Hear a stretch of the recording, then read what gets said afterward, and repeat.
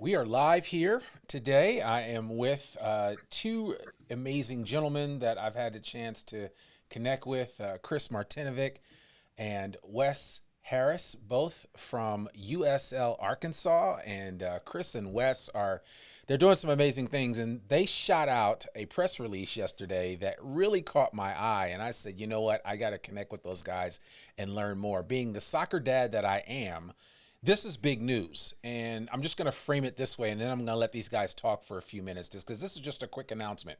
But we had the Wes and Chris and some other folks on from USL Arkansas a couple of months back, just to kind of talk about this whole new, the aspect of bringing pro sports and specifically pro soccer to Northwest Arkansas, which is huge news. But what actually, was kind of really big news yesterday, which was the announcement that was made that USL Arkansas will be starting an academy, an under 20 academy right here in Northwest Arkansas, which was hugely exciting. I can tell you that my 2010 soccer player was more than excited to hear that news. And for what that means, and I'll let these guys really explain it, but what it essentially does for us, it really puts Northwest Arkansas on the map when it comes to establishing a presence and a foothold beyond just the pros that play the sport of soccer. And if you go to Europe and other parts of the world, every major city, every major soccer program has an academy. We go up to Kansas City all the time for soccer events, and Sporting KC is everywhere. And now we are going to have USL Arkansas. So Wes, Chris, listen, I can't thank you guys enough for doing this and deciding to get this started sooner rather than later. But Chris, I'd love for you just to kind of speak to how this came about so quickly. Yeah, thanks, Randy, and as always, thanks for your support. So, your son's a 2010, so technically anybody born after January 5th, 2005 is eligible. Yes. Maybe he can play him up about 5 or 6 years.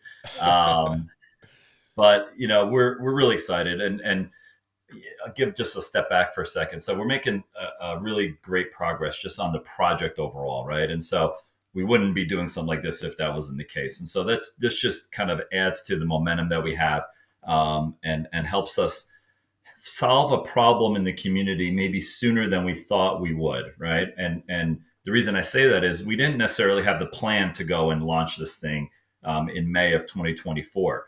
However, as we've learned from community discussions, from soccer parents, soccer community, soccer groups, soccer clubs in their region, the biggest challenge that we were facing, and there's a lot of them, but one of the biggest ones is we tend to lose our talent after the ages of 15, 16, 17, and 18.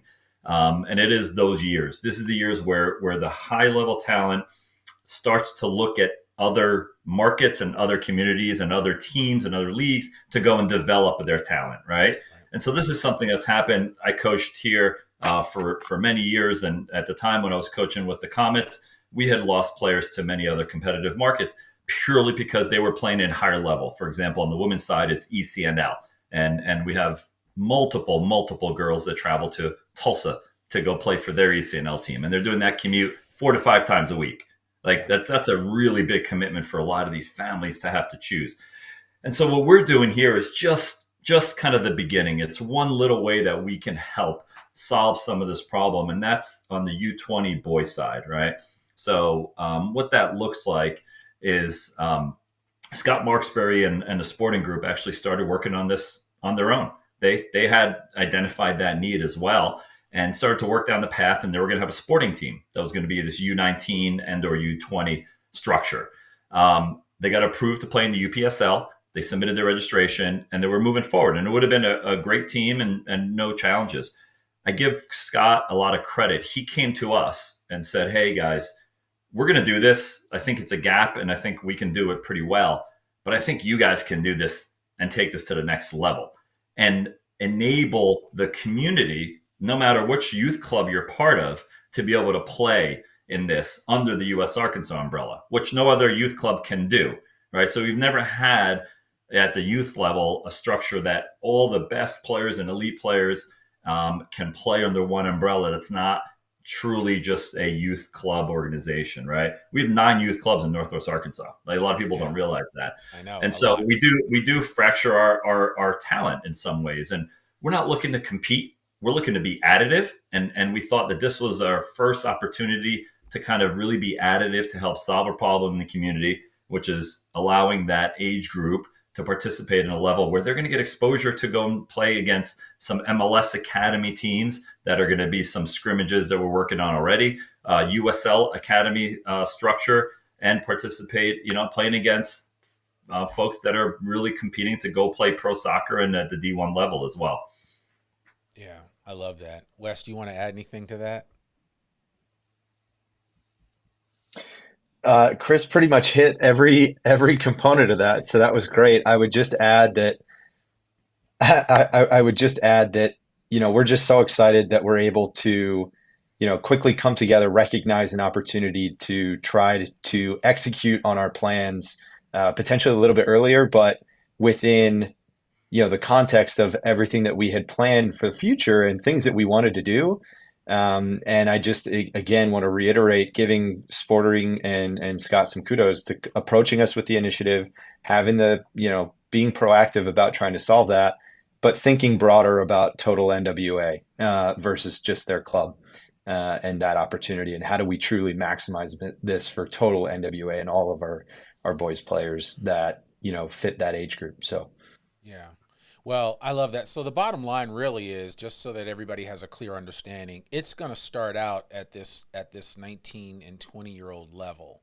But what will it eventually work its way down until you get to some of the younger ages? I'm curious how that will work.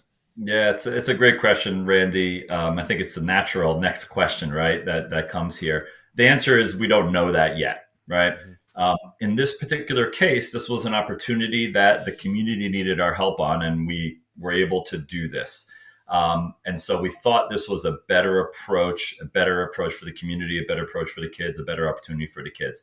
Things like this, we certainly are open to having discussions, and we've had multiple discussions with other clubs as well, where we could help in particular instances. For example, we'd love to do something on the girls/women's side, right? Yeah. We don't know what that looks like yet. It's the girls' structure is different than the boys' structure in terms of youth soccer. Everything is geared towards ECNL on the girls' side. It's actually very clear and crystallized. If you want to go to D1, it's kind of that ECNL. On the boys' side, you have a million leagues, right? And everybody's competing with each other, and they change every 3 years. And so it's then you have the MLS academies, right? That's not something that's defined on the women's side. So they're very different models. And so we're very willing to help when the time is right, when the opportunity is right. But we always want to do it in a way that we're additive, right? We don't want to just be duplicative of what somebody else is doing. Like, for example, we probably don't need to have another U8, boys or girls soccer level. Like there's really good clubs that are doing that already, right? And so can we help partner with them? Can we help bring things like coaching education? Yeah. Can we bring better soccer talent into the community? Yeah, like think about when we have professional players here. Could they help be coaches in our community as well and do that? Awesome. Like those are things where we can help elevate the game without being duplicative of efforts that are happening already.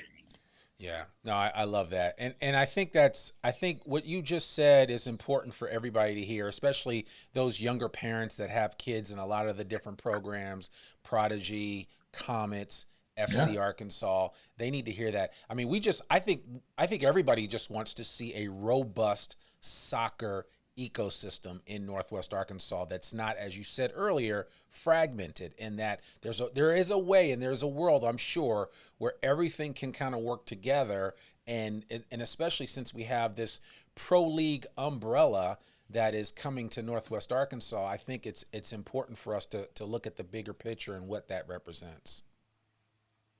Yeah, I think you nailed it, Randy. That's exactly right.